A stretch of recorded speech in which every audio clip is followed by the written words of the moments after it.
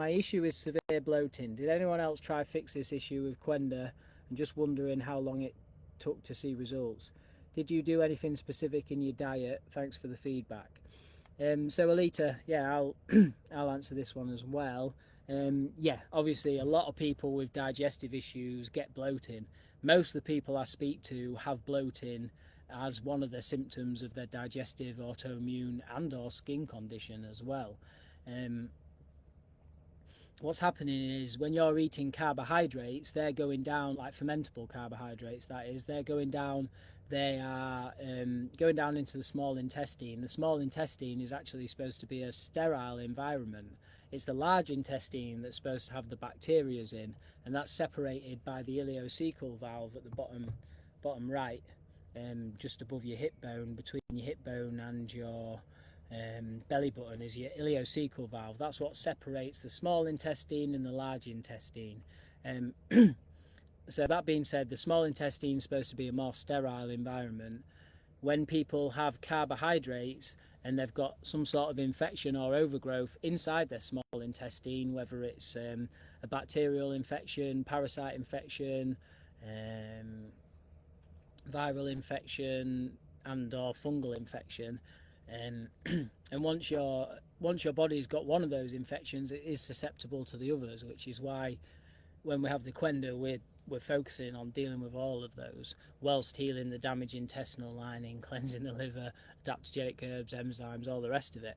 So when you're eating foods like carbohydrates, they're going down. The bacterial overgrowth or whatever infection or overgrowth it is in the small intestine, the carbs are going down and fermenting with those and giving off a gas, which is why you get bloating.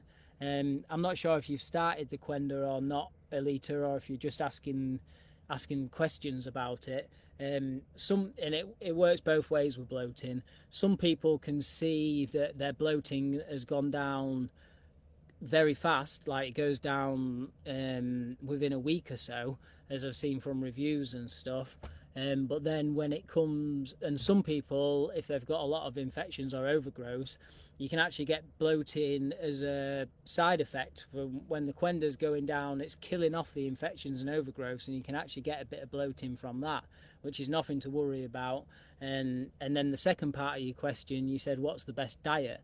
If you've got like a bacterial overgrowth or even a fungal infection, you can go more to like the SCD diet. It's not fully necessary. Ideally, I recommend people cut out refined vegetable oils, because that can create inflammation and therefore bloating. Sugars, of course, processed sugars, anything that's got sugars in, or even honey that's been heated up turns into a sugar. So raw honey don't really count if you don't have too many. But basically, fruits, I'll tell you what isn't a fermentable carbs. You've got fruits, you've got raw honey, sometimes maple syrup's all right for people, and then stuff like pumpkin and squash. They are the least fermentable carbohydrates you can have if you're really suffering with bloating. Like I said, some people take the Qenda and the bloating goes away straight away, and other people take the Qenda and then kill it, even if they're not having any fermentable carbs. That's the way to test it, really. If you're not having any fermentable carbs, you're just having fruit, pumpkin, honey if it's tolerated, and raw honey, of course, and you're still getting bloating when you're having the Qenda. Like I said, I'm not sure if you've started it, but if you're doing that and you're still getting bloating when you're having the Qenda, that's a sign that the Qenda's killing off bacterial overgrowths, and that's fine. That will pass. Obviously, once you get to week 2, you can have 2 scoops in the morning, 2 scoops in the evening, and that'll help get past that stage sooner. And other people, it just helps the bloating straight away. So it all depends on the person's body, what sort of infections and overgrowths they have in their body, as to how it would work. So yeah, anything specific with regards to diet, you don't have to go full SCD. If you do want the SCD diet, JD can send it over. I've got a document with that on.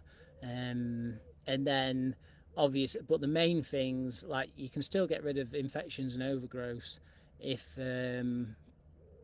without going full SCD. It's just if you've got like really bad small intestinal bacterial overgrowth or fungal infections, and you feel like you want to cut down on them fermentable carbs. And then if you don't want to be too strict with it, just stick to whole foods, like with your carbs, like brown rice, white rice, sweet potato, white potato, and maybe sourdough bread if you tolerate gluten well. Like with anyone, a lot of people that I see do have a bit of a reaction to gluten. I know if I eat gluten, or if I have like non-organic forms of wheat, which is gluten, because non-organic forms of wheat have been sprayed with glyphosate, and that can make your gut react as well. I know in the past when I've had non-organic forms of gluten, it has made me very, very bloated, and yeah, I'm a lot better now, so it doesn't do it as much. But yeah, so they're common things: gluten, sugars, refined veg oils. Stick to whole foods, and if you want the SCD diet, JD can send it over.